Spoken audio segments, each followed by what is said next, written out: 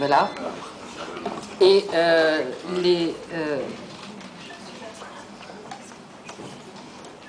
la Sylvie. Oui, d'accord. Voilà.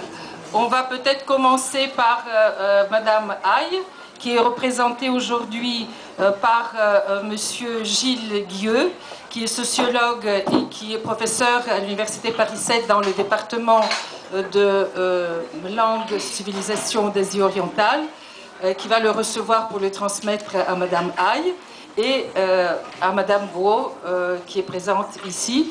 Je vais demander peut-être d'abord à Monsieur Gilles Guieux de nous lire ce que Madame Aille a envoyé, et ensuite Madame Vaux va s'exprimer en direct. Le texte de Madame Aille s'intitule « Une fleur sous un ciel de neige ».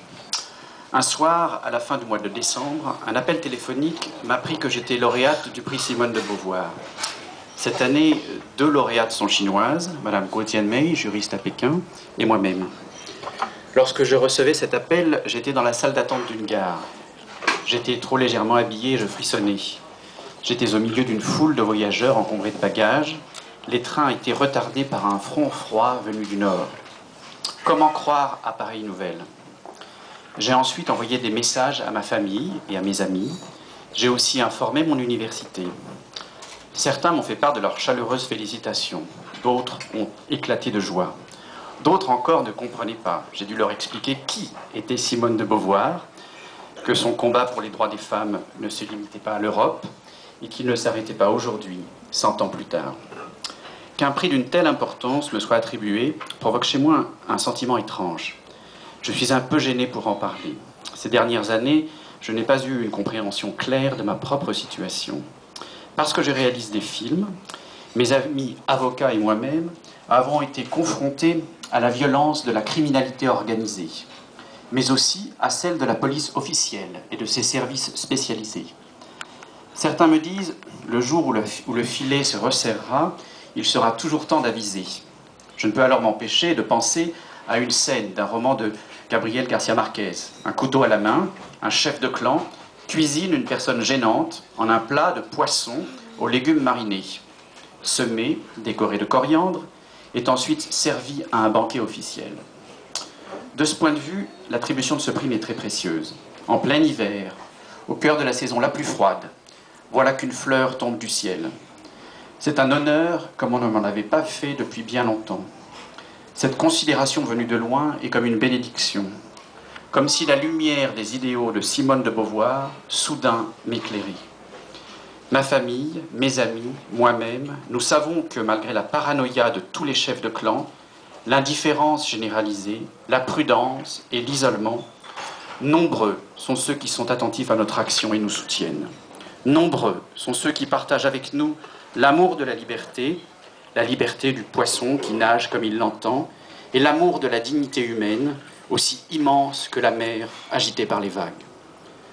À l'automne 2008, je suis venu en France pour participer à Paris au festival Shadow du cinéma chinois indépendant.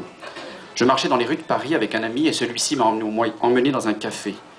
Nous avons bu du rhum. À l'entrée, garnie de feuillages et de fleurs, de jeunes filles souriantes, originaires du Moyen-Orient, nous ont laissé prendre des photos en guise de souvenir. C'est un de ces cafés qui jalonnent les charmants coins de rue de Paris. Mon ami m'a appris que c'était dans ce café, les Deux Magots, que Simone de Beauvoir et Jean-Paul Sartre venaient discuter et écrire. La remise du prix a lieu aux Deux Magots.